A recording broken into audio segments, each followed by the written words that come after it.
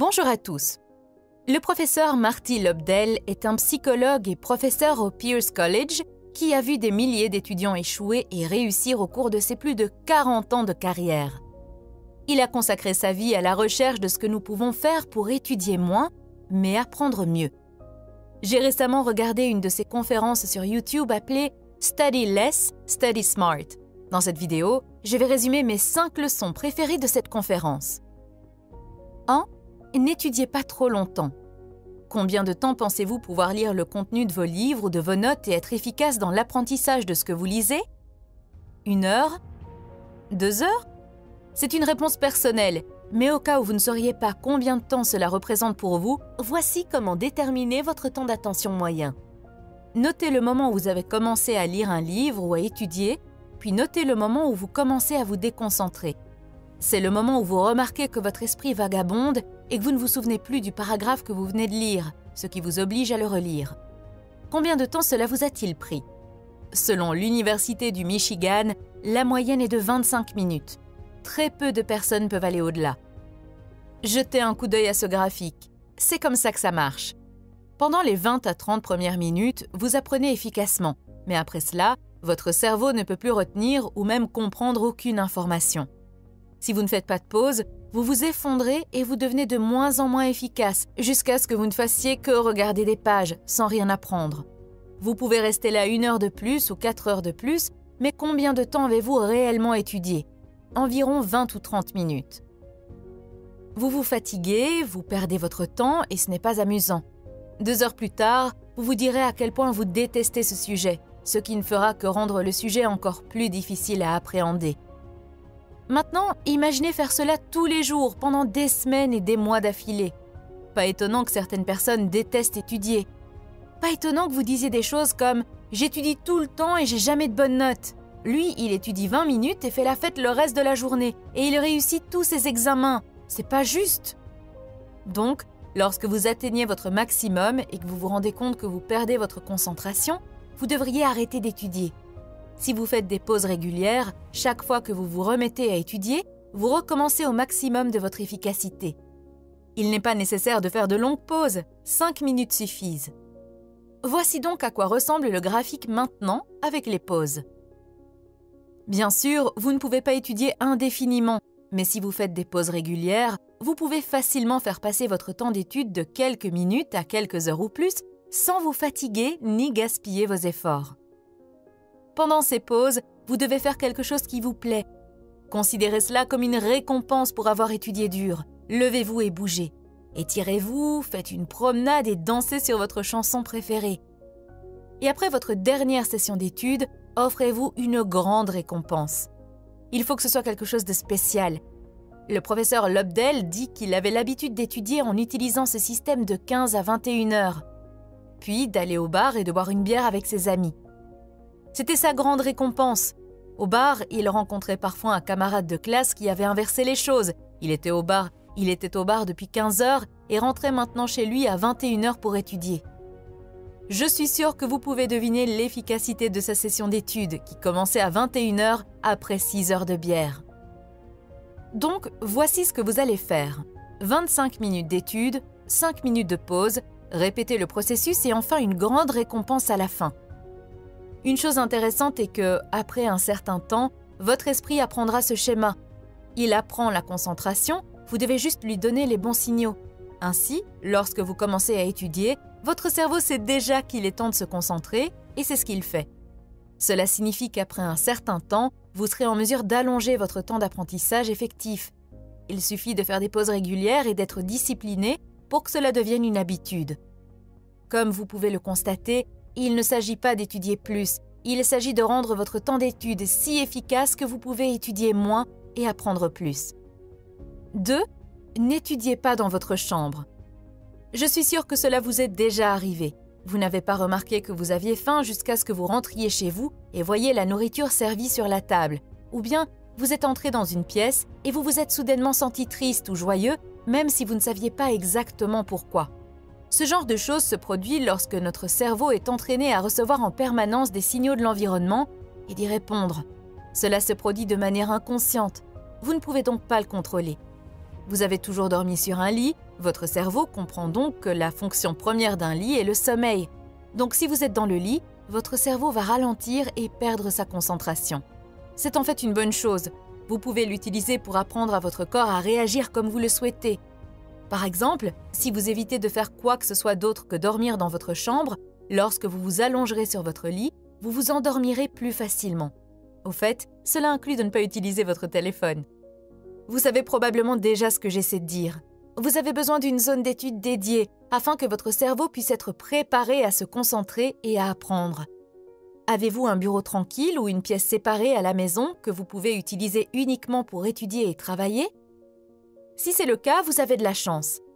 Si vous n'étudiez que dans cette pièce, votre cerveau recevra le signal et se concentrera plus facilement. Et si ce n'est pas le cas, le professeur Lodbell a une astuce à vous apprendre. Utilisez une lampe d'étude. Supposons que vous n'ayez pas d'autre choix que d'étudier dans votre chambre. Procurez-vous un bureau, il peut être très simple et petit, tant que vous ne l'utilisez pas pour autre chose que sa fonction première, étudier. Procurez-vous également une lampe d'étude, comme celle-ci par exemple. Placez le bureau contre le mur, de manière à pouvoir tourner le dos à votre lit. Prenez votre lampe, préparez vos livres, allumez votre lampe et commencez à étudier. Dès que vous perdez le fil, 20 ou 30 minutes plus tard, éteignez votre lampe, levez-vous et allez faire autre chose.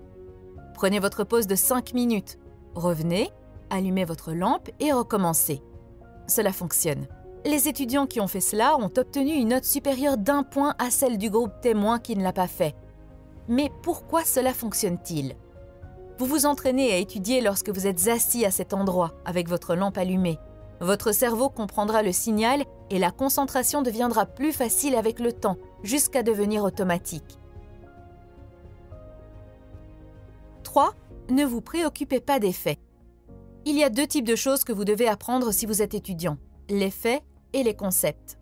Un fait est un élément d'information. Supposons que vous soyez un étudiant en psychologie.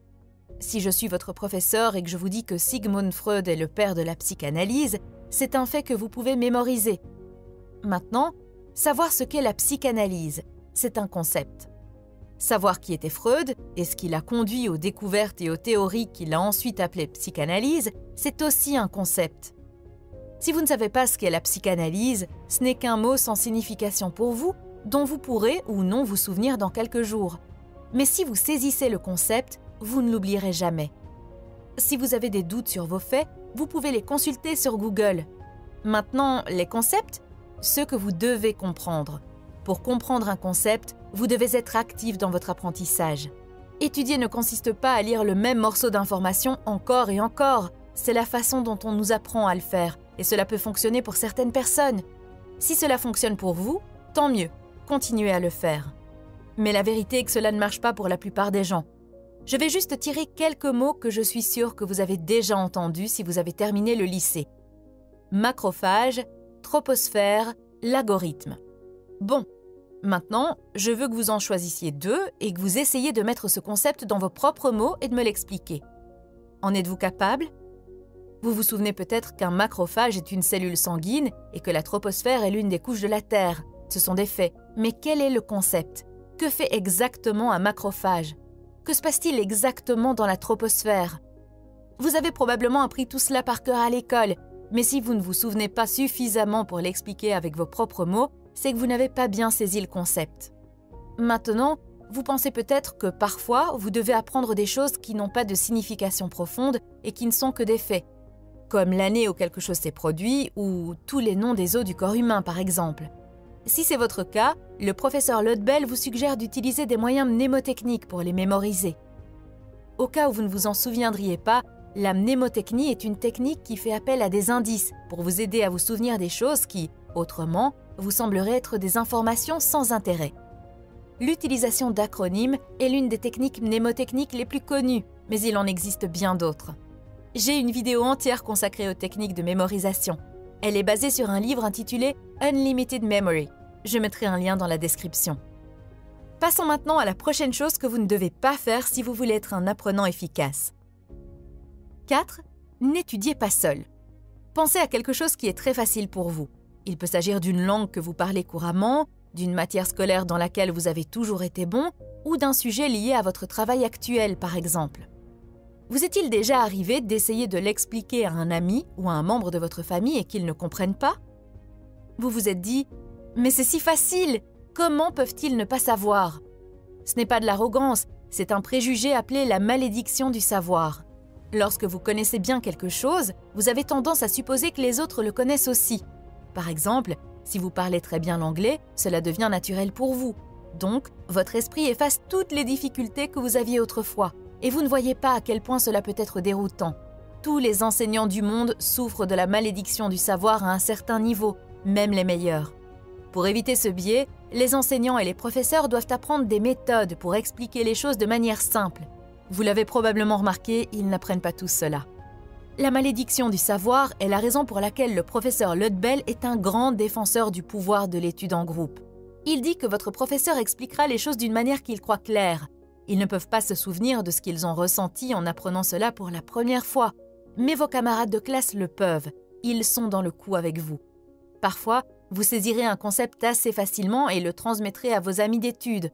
D'autres fois, ils le feront pour vous. La bonne nouvelle, c'est que votre ami l'a appris récemment et qu'il ou elle sait exactement quels sont les points qui prêtent à confusion. Et vous vous direz « Oh, c'est ça que le professeur n'arrêtait pas de dire! Maintenant, je comprends !»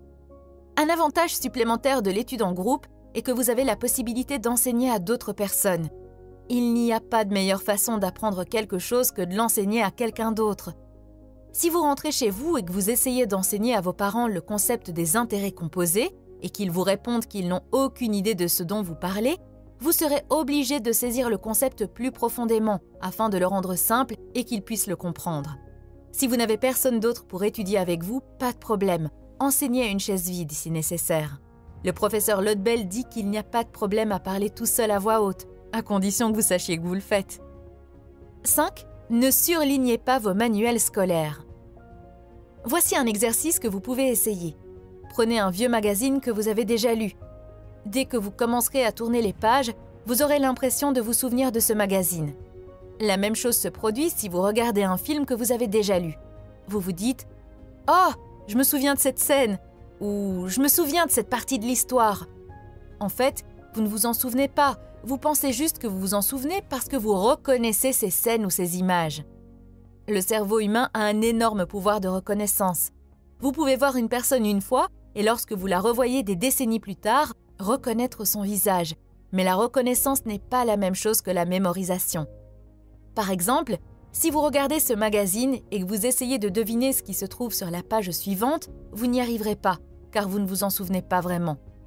Cela se produit également lorsque vous étudiez pour un examen. Vous avez lu votre manuel plusieurs fois, vous avez lu cette page plusieurs fois et surligné les parties les plus importantes.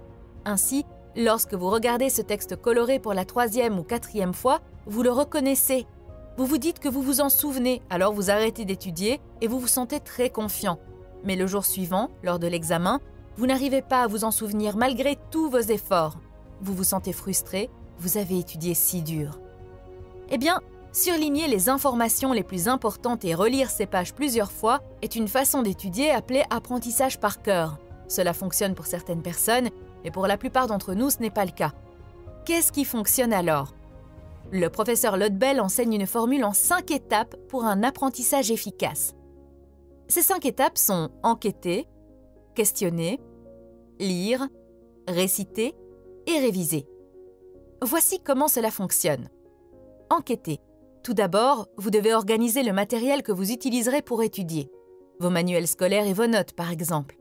Si vous avez beaucoup de pages à lire, vous pouvez diviser votre matériel en sections et suivre ces étapes pour chaque section à la fois, au lieu de tout faire en même temps. Cela vous facilitera grandement la tâche. La première chose à faire maintenant est de parcourir toute la première section en regardant les images, les titres et en balayant simplement les textes. Il s'agit juste d'une étape de reconnaissance. Vous allez donc tourner les pages et vous familiariser avec les sujets et le contenu que vous allez étudier. Questionnez. Lorsque vous parcourez le matériel, posez-vous des questions. Par exemple, vous voyez le titre « Prototype », alors vous vous demandez « Qu'est-ce qu'un prototype ?»